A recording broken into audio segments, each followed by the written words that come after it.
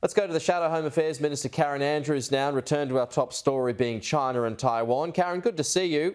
So you had those warnings from China's ambassador to Australia yesterday.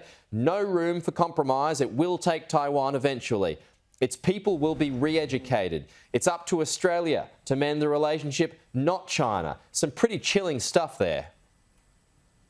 Absolutely. It was very concerning to listen to the ambassador speak yesterday. I don't think that it will play out well here in Australia. I think that people will be very concerned about what China is doing, even more so than they have been in the past.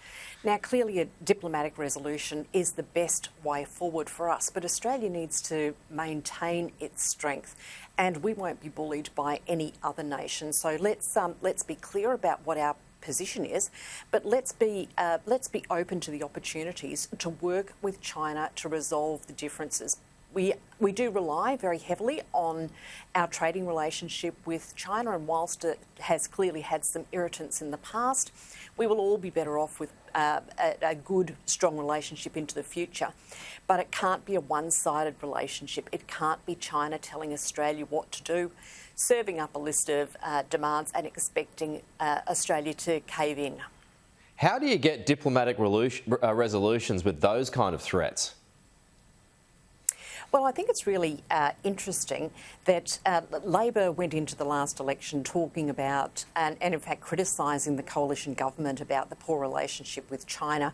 They looked at an opportunity to reset, and that opportunity was there for them to reset.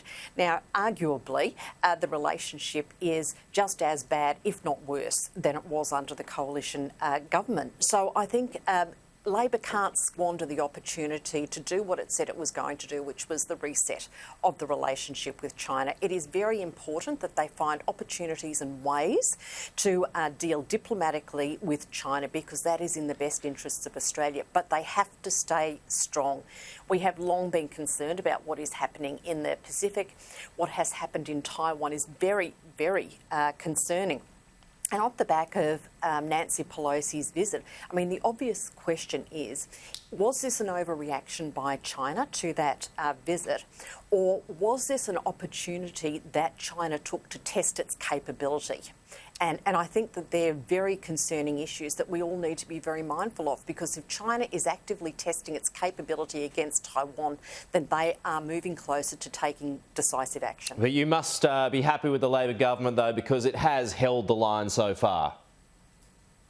Oh, yes, it has, without a doubt, and it needs to continue to do so. Yeah. So clearly continue looking for diplomatic resolutions, but certainly holding the line is very important to Australia. OK, a Scottish tradie and his family in Adelaide are defying an immigration order to leave the country by using the example set by the Biloela family. Should that Scottish family be allowed to stay in Adelaide?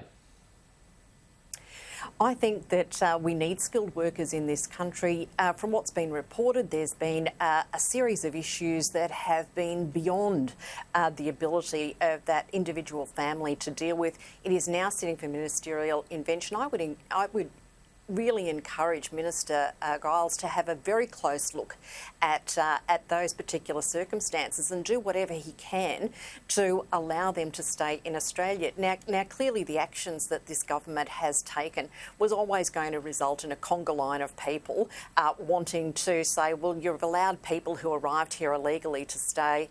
I've arrived illegally, why can't I stay? That's a very predictable outcome, and I really hope that the Labor government planned for how it was going to handle that. OK, you didn't want the Biloela family to settle here, though, so for consistency, does this family need to be sent packing too?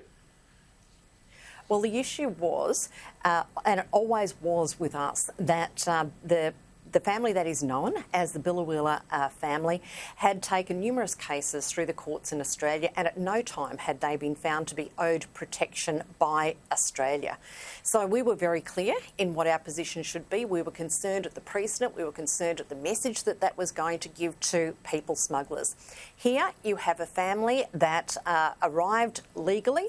They are going through a process to be able to stay. We need skilled workers in this country. What is Labor going to do about that particular family? Just a final one here. The federal government is asking the Queensland government to open up even more gas fields to boost the national supply levels. Queensland is already doing most of the country's heavy lifting when it comes to gas, but would you be supportive of that? Yes, I would. And I think it's interesting watching the Labor government scrambling now over what it's going to do with electricity. And I know that I made the comment some time ago that they had 9 years to prepare for what they were going to do. I would have thought that they would have had a plan by now. They went to the election with a promise to reduce electricity prices by $275. They're now not doing anything to commit to that one way or the other. And in fact, in question time for the last 2 weeks in Parliament, they have refused to answer that question about whether or not they will be able to deliver on their election promise. I think that Labor is starting to understand now how critical the energy situation is in Australia, how important it is to make sure that the lights stay on in Australia, but also electricity and our grid is a key part of national security. So yes, we need to do what we can to make sure that we are dealing with the energy crisis here in Australia, and if that means that we need more supply in Australia, absolutely we should be doing that. Okay, Karen Andrews, the Shadow Home Affairs Minister, thanks for your time. We'll talk to you soon.